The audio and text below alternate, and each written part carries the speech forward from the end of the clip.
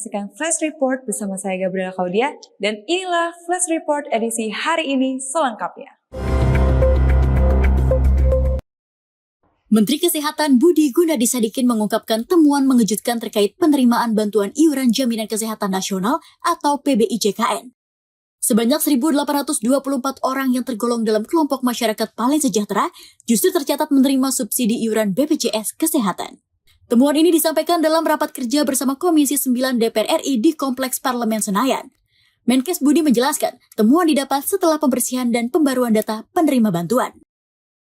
Jadi memang dari data yang sudah di clean up kemarin, Bapak Ibu lihat, ada juga orang kaya, paling kaya, desil 10 yang masuk PBI.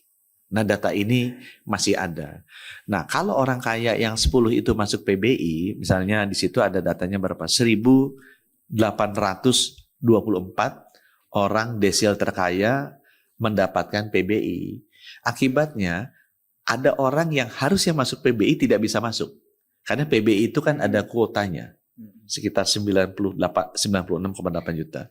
Itu sebabnya kenapa dalam 3 bulan ke depan, keputusan yang kedua adalah BPJS, BPS, Biro Pusat Statistik, Kementerian Sosial, dan pemerintah daerah harus melakukan rekonsiliasi data dari 11 juta data PBI yang berpindah. Karena total yang berpindah itu ada 11 juta. Ya, yang pindah dari PBI menjadi tidak PBI. Supaya desil-desil yang tinggi ini jangan masuk ke sana. Karena masih ada lagi desil 1-5 yang belum bisa masuk ke PBI. Nah, itu kita akan rapikan.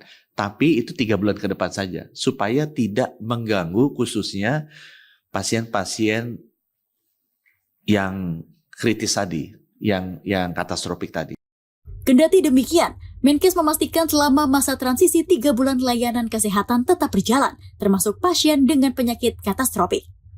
Pemerintah berharap perapihan data ini membuat penyaluran subsidi BPJS Kesehatan lebih tepat sasaran dan memberi ruang bagi masyarakat miskin yang belum terdaftar.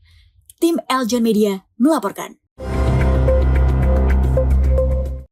Menteri Energi dan Sumber Daya Mineral Bahlil Lahadalia memastikan pasokan energi nasional aman menjelang Ramadan dan Idul Fitri 2026.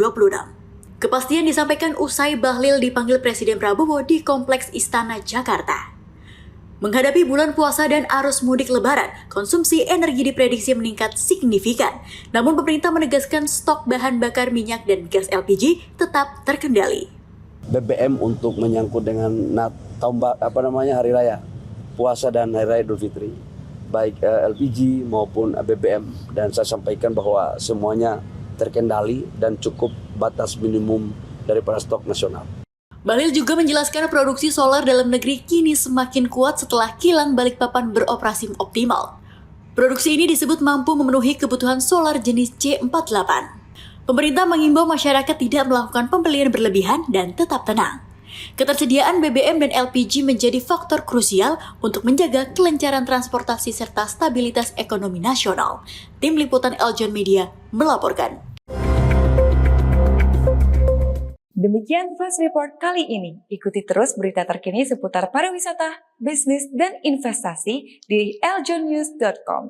Jangan lupa follow Instagram @eljonnews, @eljontv.official. Saya Gabriela Claudia, sampai jumpa.